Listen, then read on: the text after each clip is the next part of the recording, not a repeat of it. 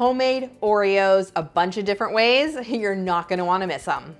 These are soft Oreos that the cookie tastes just like an Oreo, and we're gonna do a bunch of different fillings. First thing we're gonna do is make the cookie. So we're gonna do a half of a cup of unsalted butter, half of a cup of packed brown sugar, and a quarter of a cup of granulated sugar. And you're gonna cream that together until it's nice and fluffy, and then add in a teaspoon of vanilla extract and a large egg, along with a quarter of a teaspoon of salt and a half of a teaspoon of baking soda.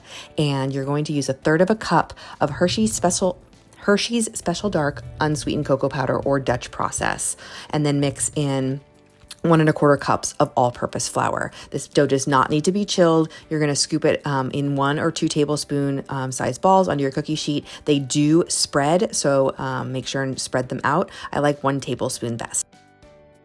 First up, we're gonna make Oreos. Yep, that's right. We're doing an Oreo filling for these Oreo cookies.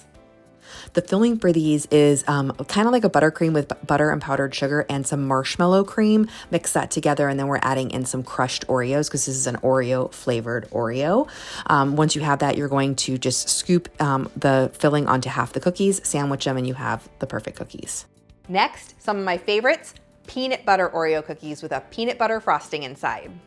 Now for the peanut butter Oreos, I'm using peanut butter frosting. This is just my regular peanut butter buttercream with butter, powdered sugar, peanut butter, some vanilla, and then you just fill half the cookies, sandwich them. So deliciously good. Next one, mint Oreos. These are some of my favorites. We're gonna do some mint chip frosting to go inside the Oreo cookies.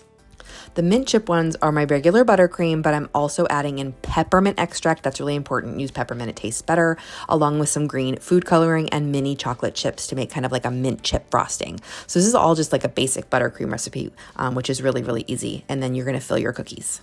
And last, but certainly not least, Nutella Oreos. Yep, these have Nutella buttercream sandwiched between the Oreo cookies. These are so good. The Nutella frosting is just like the peanut butter frosting. You're adding Nutella instead of peanut butter, and it's nice and fluffy and chocolatey and rich. So good with the Oreos.